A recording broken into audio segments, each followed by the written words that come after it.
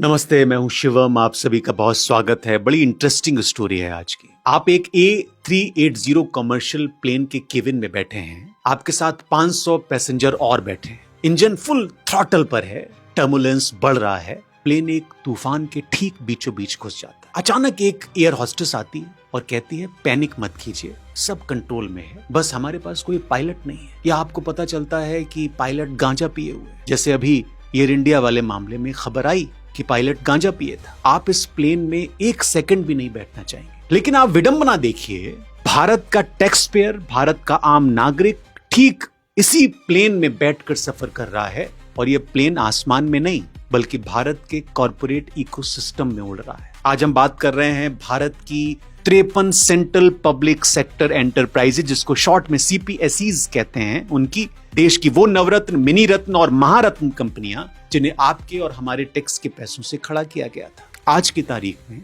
इन 53 कंपनियों के पास कोई परमानेंट चेयरमैन या मैनेजिंग डायरेक्टर, CMD है नहीं, एक दो नहीं, पूरे 533 इंडिपेंडेंट डायरेक्टर्स की कुर्सियां खाली पड़ी हुई हैं। आपको ये बताया जा रहा है कि ये सरकार की लेट लतीफी है, ब्यूरोक्रेसी की सुस्ती है, फाइलें अटक गई हैं। लेकिन आज इस इन्वेस्टिगेशन में, इस रिपोर्ट में मैं आपको वो बताने की कोशिश करूंगा जो कोई कॉर्पोरेट लॉबी आपको नहीं बताना चाहती, या उससे स्पॉन्सर्ड चैनल। आज हम जानेंगे how to kill $1 trillion company legally. ये एक ऑटोप्सी रिपोर्ट है और इस वीडियो के आखिर तक आपके सामने एक ऐसा डॉक्यूमेंट डिकोड होगा जो साबित करेगा कि इन 53 कंपनियों में बॉस का ना होना कोई गलती नहीं है। ये एक हजारों करोड़ का प्री प्राइवेटाइजेशन प्लेबुक है। कॉर्पोरेट साम्राज्य को तबाह करने के लिए किसी बाहरी दुश्मन की आपको जरूरत नहीं होती। आपको बस उस साम्राज्य के फैसले लेने वाले दिमाग को पैरालाइज करना होता है। इस कहानी की जड़ें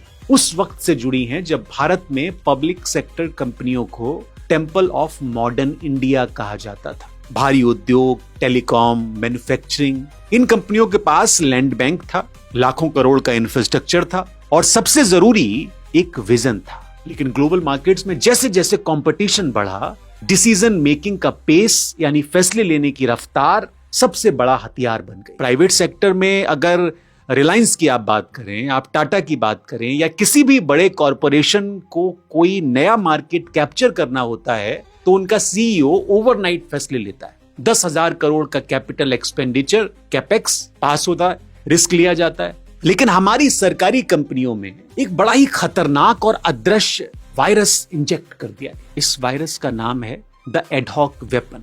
जब किसी CPSE के चेयरमैन का रिटायरमेंट होने वाला होता है तो कायदे से पब्लिक एंटरप्राइजेस सिलेक्शन बोर्ड, जिसको शॉर्ट में PESB कहते हैं, उसको 1 साल पहले ही नए बॉस की तलाश शुरू कर देनी चाहिए। ये नियम है, रूल है। लेकिन पिछले कुछ सालों का डेटा अगर आप देखेंगे तो एक अलग कहानी बयां करता है। ये डेटा, पद खाली हो जाते हैं, महीनों, कई बार सालों तक उन कुर्सियों पर कोई परमानेंट नियुक्ति नहीं होती। तो कंपनी चलाता कौन है? बड़ा सवाल है। यहाँ एंट्री होती है ब्यूरोक्रेसी की। एक ज्वाइंट सेक्रेटरी या किसी अन्य मंत्रालय के बाबू को कंपनी का अतिरिक्त प्रभार, एडिशनल चार्ज दे दिया जाता है और यहीं से शुरू होता है एक लीगल मर्डर का पहला चरण, फर्स्ट फेज। हाल में आप अगर देखें तो देश का शिक्षा मंत्रालय भी इसी फॉर्मूले से चल रहा है। प्रहलाद जोशी अतिरिक्त प्रभारी संभाल रहे हैं। एक एडहॉक डायरेक्टर जो अस्थायी रूप से कुर्सी पर बैठा है, उसकी साइकोलॉजी क्या होगी?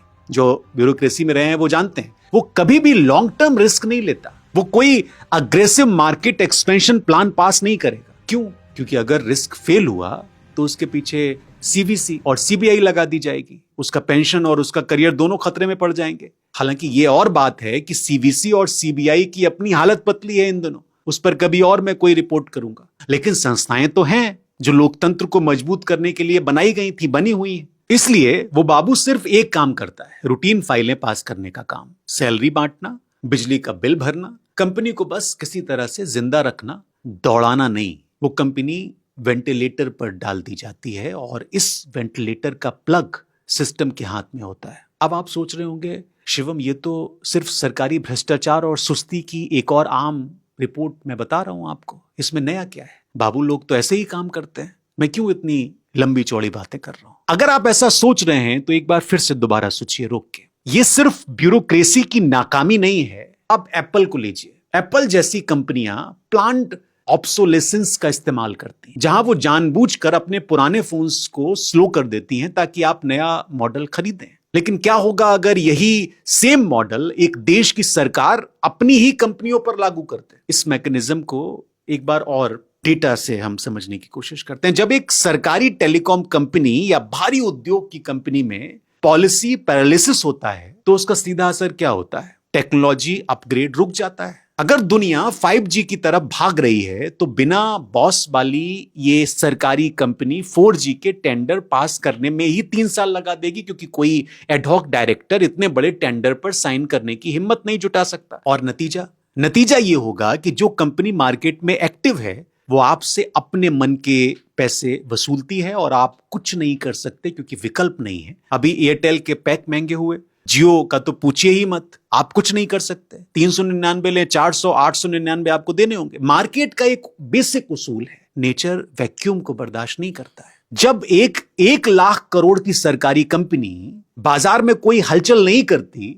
अपने टैरिफ प्लान एग्रेसिवली चेंज नहीं करती और अपने कस्टमर्स को बेहतर सेवाएं देने के लिए इंफ्रास्ट्रक्चर नहीं बढ़ाती, तो वो कस्टमर्स जाते कहां हैं? वो रातों रात गायब नहीं होते। उनको सर्विसेज तो चाहिए, वो शिफ्ट होते हैं। ये आपने अपनी आंखों से देखा है। उसी सेक्टर में बैठे प्राइवेट प्लेयर्स जिनके बॉसेस 24/7 एग्रेसिव फैसले ले रहे हैं, वो इस लीडरशिप वैक्यूम का फायदा उठाते हैं। वो एक साल के अंदर उस सरकारी कंपनी का 10%, 20%, 30% मार्केट शेयर निगल जाते हैं। प्राइवेट कंपनी का रेवेन्यू शूट अप करता है और हमारी बिना बॉस वाली सरकारी कंपनी की बैलेंस शीट खून के आंसू रोने लगती है, घाटा बढ़ने लगता है। क्या आपको लगता है कि ये एक कोइंसिडेंस है कि जब प्राइवेट सेक्टर को सबसे ज्यादा एक्सपेंशन की जरूरत होती है, ठीक उसी वक्त उनके सरकारी कॉम्पिटिटर को हेडलेस छोड़ दिया जाता है? इस स्तर पर कोइंसिडेंस जैसी कोई चीज नहीं होती। They are only strategy. अब आते हैं इस पूरे स्टोरी के क्लाइमैक्स पर, द मास्टर स्ट्रोक। अगर मैं आपसे कहूं कि एक 50,000 करोड़ की सरकारी कंपनी खरीद लीजिए, तो कोई भी प्राइवेट कॉर्पोरेट उसे खरीदने से पहले 10 बार सोचेगा। पब्लिक का भी भारी विरोध होगा, देश बेच दिया के नारे लगेंगे जो लगते हैं कभी कभी। लेकिन अगर मैं उसी 50,000 करोड़ की कंपनी को पहले अंदर से सड़ा दूं, अगर मैं उसे 5 साल तक बिना लीडरशिप के छोड़ दूं, यहां आता है हमारा प्रॉमिस किया हुआ डेटा जो मैंने शुरू में आपसे कहा था। DPE, department of public enterprises के नॉर्म्स के मुताबिक किसी भी CPSE में इंडिपेंडेंट डायरेक्टर्स का होना अनिवार्य है। ये directors corporate governance, audit committee और रिस्क मैनेजमेंट कमिटी के मुखिया होते हैं, हेड होते हैं। जब 533 इंडिपेंडेंट डायरेक्टर्स की कुर्सियां खाली हैं, तो इसका सीधा सा मतलब है कि इन 53 कंपनियों में न तो कोई लीगल ऑडिट हो रहा है ढंग से, न ही रिस्क असेसमेंट हो रहा है ढंग से। कंपनी अंधी हो चुकी है। जब कंपनी अंधी हो जाती है तो उसका रेवेन्यू क्रैश करता है। जब रेवेन्यू क्रैश करता है तो स्टॉक मार्केट और इन्वेस्टर्स के बीच उसकी वैल्यूएशन रद्दी के भाव गिर जाती है। जो कंपनी कल 50,000 करोड़ की थी, वो 5,000 करोड़ की बुक वैल्यू पर आ जाती है। और फिर एक दिन अचानक मेन स्ट्रीम मीडिया के एंकर्स अपने प्राइम टाइम शो में चिल्लाने लगते हैं, देखिए ये सरकारी कंपनी सफेद हाथी बन चुकी है, ये जनता के टैक्स का पैसा खा रही है, ये लॉस मेकिंग है, इसे बेच देना चाहिए। सरकारी अधिकारी काम नहीं कर रहे, सरकारी कर्मचारी काम नहीं कर रहे। समझिए इस क्रोनोलॉजी को, आप समझिए। पहले आपने जानबूझकर कंपनी को अपाहिज किया, फिर आपने उसके अपाहिज होने का रोना रोया,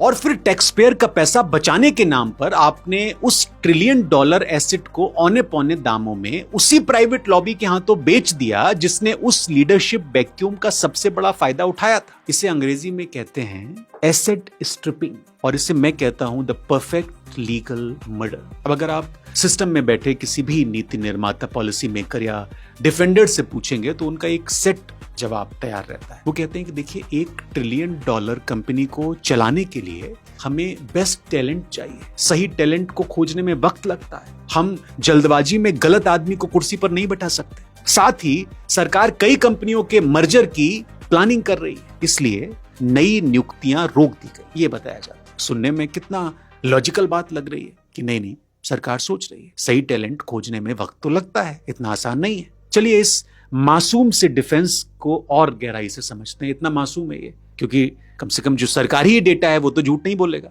पब्लिक एंटरप्राइजेस सिलेक्शन बोर्ड, जिसको मैंने PESB जो शुरू में बताया, उसकी अपनी ही वेबसाइट आप खंगालिए, आपको दर्जनों ऐसे केस मिलेंगे जहां पद खाली होने से पहले ही कैंडिडेट्स के इंटरव्यू ले लिए गए, कमिटी ने नाम भी शॉर्टलिस्ट कर लिए, लेकिन उन नामों को अपॉइंटमेंट कमिटी ऑफ कैबिनेट, जिसको एसीसी की मंजूरी मिलनी थी, वो नहीं मिली। फाइल महीनों तक पीएमओ या उससे संबंधित मंत्रालयों के चक्कर काटती है। टैलेंट की कमी नहीं है, फाइल पर सिग्नेचर की कमी है। सिग्नेचर का एक अपना गणित है। और यहां एक बात मर्जर की भी है, एक बिना बॉस वाली कंपनी को दूसरी बिना बॉस वाली कंपनी के साथ मर्ज करने से आपको एक सुपर कंपनी नहीं मिलती, आपको एक सुपर कबाड़ मिलता है। जब बीएसएनएल और एमटीएनएल के रिवाइवल पैकेज की बात होती है तो कैपिटल इन्फ्यूजन तो हो जाता है, लेकिन जमीनी स्तर पर उसे एग्जीक्यूट करने वाला कमांडिंग ऑफिसर नदारद होता है। आप एक युद्ध के मैदान में अपनी सेना को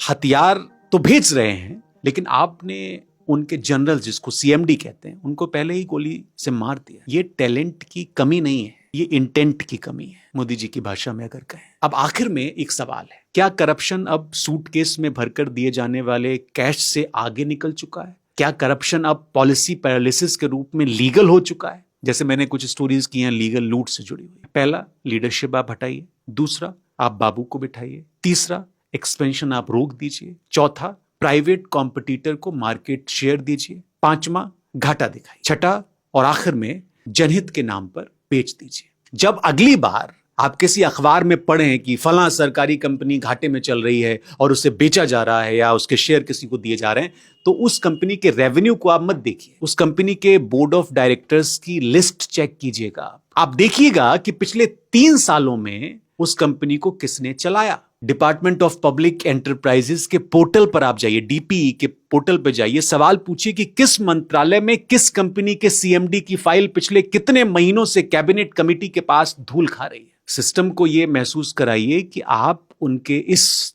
चेस गेम के मोहरे नहीं हैं, तभी वो समझेगा। सरकारी संपत्तियां खुद ब खुद नहीं मरती हैं, उन्हें बहुत करीने से, शालीनता से और पूरी तरह से कानूनी तरीके से मारा जाता है। डेटा आपके सामने है, फैसला आपको करना है, चॉइस आपकी है। यही बात हमें सरकारी टीचरों और स्कूलों के बारे में भी बताई गई। नहीं तो अपने आप बुजुर्गों से पूछिए जो सरकारी शिक्षा को लेकर आगे बढ़े, वो आपको बताएंगे कि मास्टर साहब कैसे होते थे उस जमाने में। भले ही स्कूल मीलों दूर आपको जाना पड़ता था। ये गिरावट 10 साल में नहीं आई, इसकी शुरुआत 90 के दशक से पहले ही शुरू हो गई। धीरे धीरे उसने रफ्तार पकड़ी और अब ये गिरावट बुलेट ट्रेन की रफ्तार से दौड़ रही है, जिसमें यह बताया जा रहा है कि पब्लिक सेक्टर में कायली होती है, प्राइवेट सेक्टर लाइए आप। बहुत शुक्रिया, कल फिर मिलते हैं किसी नई रिपोर्ट के साथ।